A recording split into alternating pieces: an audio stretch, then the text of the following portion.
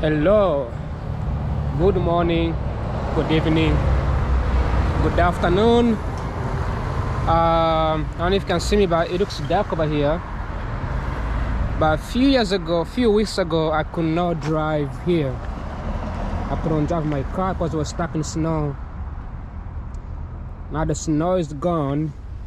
In fact, I was so stuck in snow that I couldn't even move my vehicle. As you can see here, this is my tires, right? And my vehicle's been here for a month. When I tried to drive it, the snow was stuck. Now everything's gone. So I want to get in there and try to drive it because I'm heading to DC. Then I have this. A couple weeks ago, I borrowed this this shovel. It's a very long shovel. So I brought this shovel because I wanted to clear my snow, but then I didn't have enough time. So I was like, oh, maybe let me put it in the car. Whenever I get time, I can move it. So now the snow is gone. So I'm trying to drive it and see if the vehicle's gonna move. Let's try it.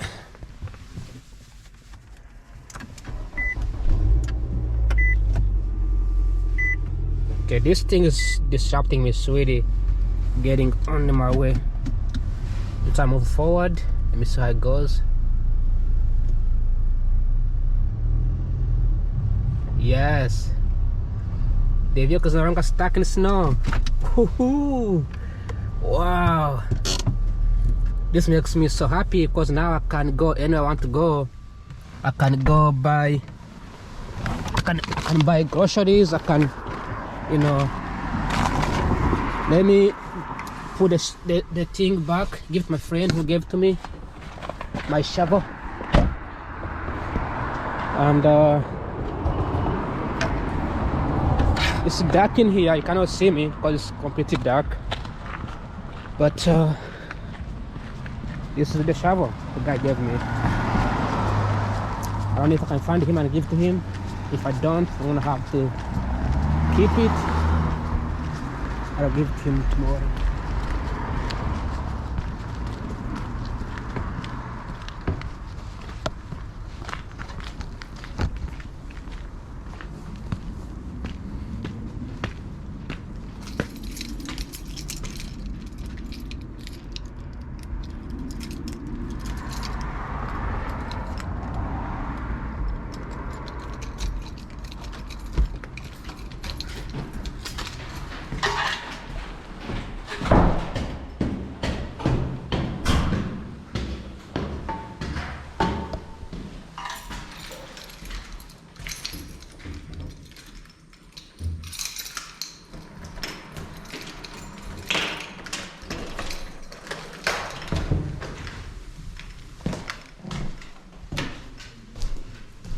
So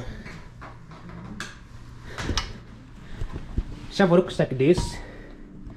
It's extreme long, it's almost my height. So I wanna put this on here. I don't know if I should put it here, but just put it somewhere on the corner. Maybe like right here.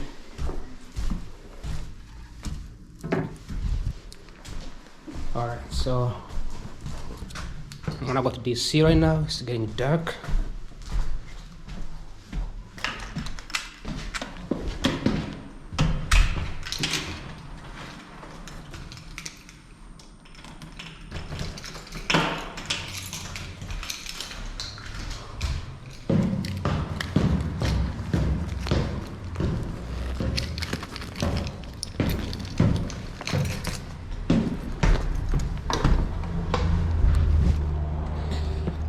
There's an event in DC. The event is about I don't know if you can see me. The event is like at the African Arts Museum. It's where I'm going to sort of hang out for tonight, and then it's gonna be my first time driving my car, so it's dirty, it's not clean, but it's okay. All right, let's go. Also, I don't know how I forgot my stuff in here. So the African Art Museum, which is right here, is 21 minutes. I'm supposed to take a bus, right? I mean like a metro, but only if you have to take, if you have to take red, you have to switch between red, blue, and yellow, and then spring, or switch between yellow or blue or spring. Then you have to walk for 11 minutes, and do you know how cold it is outside? It's not fun. So just gonna drive. It's 90 minutes instead of 45 minutes, and the event start at 6. Then I should be there before that. In my windows, my vehicle is extremely dirty. So tomorrow I'll make a video detailing how beautiful it looks like here. But other than that, let's head over to this. Oops, what's going on here? I forgot how to drive. Can you believe that? I really forgot how to drive. Hopefully I won't get hit. I haven't driven in weeks, and I don't know how to drive. No idea. And my vehicle finally gets to be relieved, gets to be on the road in the middle of the night. And in the coming weeks, we're gonna have we're going to have daylight saving, so that would be wonderful. And other than that, I'm not gonna be keeping filming because it's too dark. But if you watch my videos that I filmed a couple weeks back about snowing and stuff like that, you realize how much I appreciate this freedom of driving my own car instead of taking a metro. It was very, very cold, extremely brutal. But I enjoyed the video. I'll be right back when I get to DC. Bye bye. Ciao, ciao.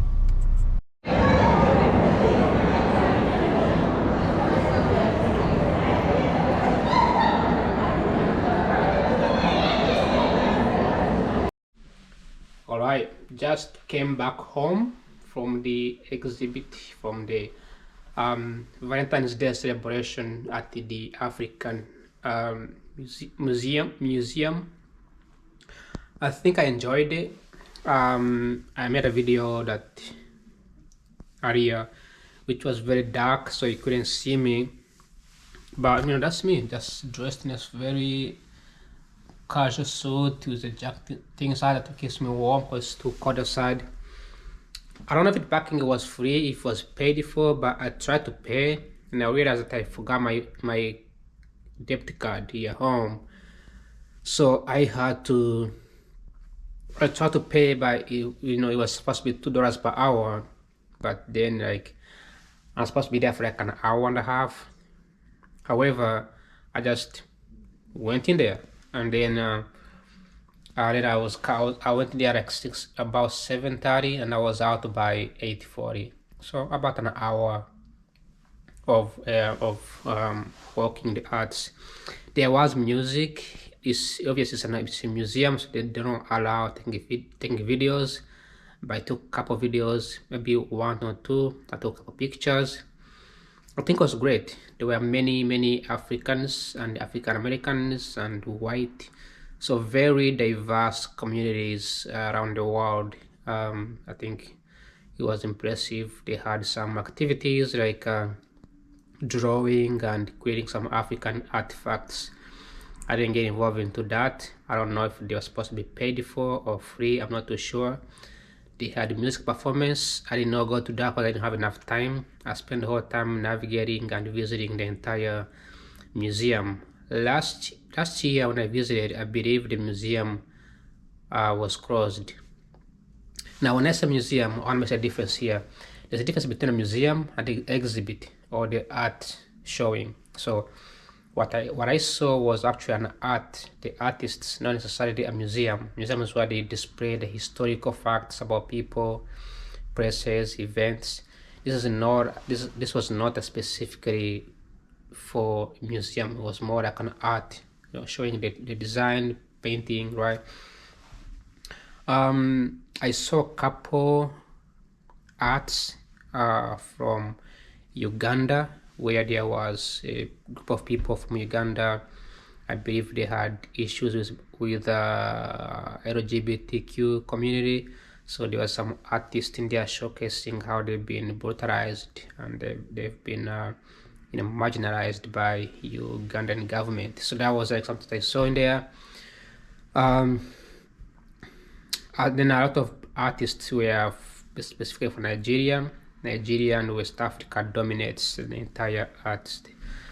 They had some other exhibits for Kiswahili language, which I understand perfectly, so I was able to read some stuff.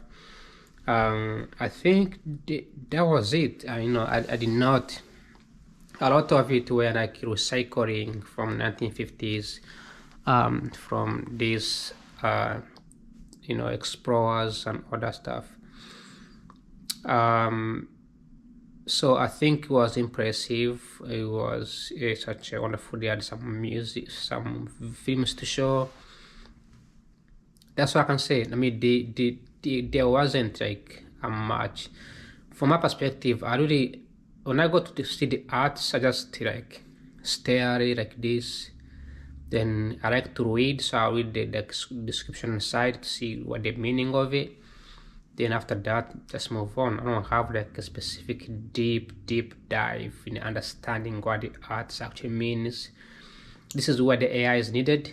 Even though artists don't like the AI, you can probably we need an AI that can take a picture of something and explain to you and say, hey, this is what it means. This is what the artist actually meant, right? An AI that can connect the visual, whether it's through writing or visual through drawing or design, and then connect that visual with whoever drew it, so then trying to create a connection. And I think AI can do that. We are still building AI, but I think that was impressive to because they had some areas where there was no artist name, and they would expect for you to figure out who's the artist going to be. I cannot figure out that. I have no idea, because I can't look at the art and be like, oh, this artist from this place. So anyways, after living in San Jose for a while and visiting a lot of arts every single week in San Jose, I think that the arts in African museum building was beautiful. I may consider maybe visiting once in a while. It's free. It's under Smithsonian Museum. All right. I think that was impressive. I'm lucky. Okay, so the funny thing is, where I drove my car, like exactly the same place, there was a metro. So I parked. You get off the metro, you go straight to the art museum. However, it seems counterintuitive to just take a metro and go straight to the art museum. By walking from here to the metro, that's what the challenge is. It's very cold. It's at night, and I may not be safe. I may be safe once or twice, but I'm not gonna be safe every single day. So driving my own car was very impressive, despite the fact that I had a shovel almost a week ago this week, and I couldn't shovel my snow, and the snow eventually dried out. So 2 days of sunny, the snow is gone. Now I came back. The whole area is packed with cars, and so I had to park in all the way at the end, which had more empty snow area. So I think that was impressive. I tried to pay the money, but again, like I said, they didn't let me pay, so it's not like I started the free parking. And I believe at night if parking is always free, and there's still snow in DC piled up, so probably they let people park for free to avoid having to deal with issues like that. So anyway, that's all I can say as for today. I am still sort of thinking about this paper that I'm going to be writing, 4 of them, right? So I think that was impressive. Today I didn't do much. I just watched the market. and the CNBC. I've been obsessed with the market, especially with CNBC. They have such wonderful documentary that they show live stream, describing different types of markets. Like for example, today I watched the PayPal and how PayPal was such a high, such a high, um, you know, fastest growing company under Elon Musk. And when it was sold to eBay, PayPal went down. All right. So, and they described the other companies. They described the California highway project that was meant to be the fastest highway, and now it's been almost 15 years. Nothing has ever been done. So, watching the CNBC has given me. It helps me to work on my projects and my research paper. Also, I get exposed to the companies that I used to think was high-level companies. That if I was to watch CNBC back in 2019, and I saw Bank of America, or I see an economist, analyzing the the grocery prices, right? As soon as I saw where they work, I immediately searched their think tank or their company and see if they're hiring. That's because what that economist is doing is the same thing that I want to do, right? Analyzing things, quantify things, right? So watching the news now is becoming more valuable than it was years back. Years back, I was watching the news as an entertainment, as an enjoyment. I didn't pay attention to what somebody was saying if somebody was giving an analysis. Now, I know what they're talking about, right? These skills don't normally get acquired, especially we Africans and black people in general. We don't acquire these skills until we are older, in our 50s and 60s. But doing this at a younger age is very crucial. You'll be surprised by how many white kids grow up analyzing the news and understanding the news at the age of 10. It's so incredible. But anyways, that's what I did for today, and I need to be more productive. I need to write a paper and finish it, because when I was driving back home, I thought about this, right?